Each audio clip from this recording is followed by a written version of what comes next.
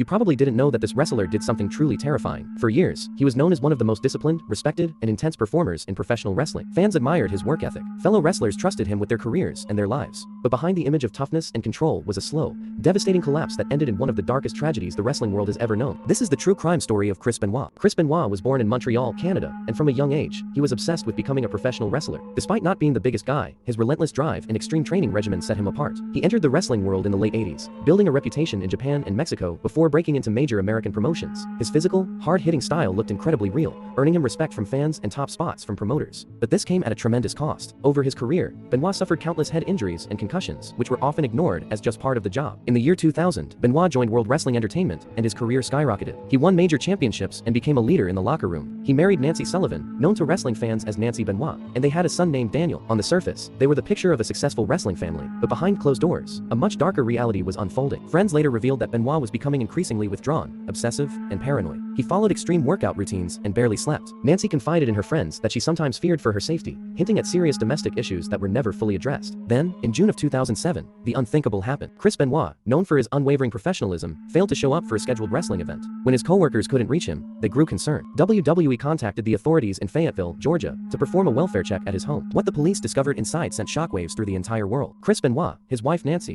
and their 7-year-old son Daniel were all found dead. As investigators pieced together the evidence, it became horrifyingly clear that this was not a random act of violence. Authorities concluded that Benoit was responsible for the deaths of his wife and son before his own death, with the events unfolding over a period of several days. The public reaction was immediate and intense. WWE, which had initially aired a tribute show honoring his career, quickly erased Benoit from its history. His name was scrubbed from records, and his merchandise was pulled from shelves. Fans were left reeling, struggling to reconcile the performer they admired with the man who committed such a heinous act. The investigation took another turn when a post-mortem examination of Benoit's brain revealed severe damage consistent with chronic traumatic encephalopathy, or CTE. His brain resembled that of an 5-year-old with advanced neurological disease, a direct result of the repeated head trauma he endured throughout his career. This discovery didn't excuse his actions, but it ignited a massive conversation about the long-term dangers of concussions in professional wrestling and other contact sports. The industry was forced to change, implementing stricter wellness policies, concussion protocols, and banning certain dangerous maneuvers. The tragedy also brought the often hidden issues of domestic violence and untreated mental health struggles into the spotlight. Today, the name Chris Benoit is synonymous with one of the darkest chapters in sports entertainment. His legacy is not defined by championships, but by the devastating loss of life and the urgent lessons learned about mental health,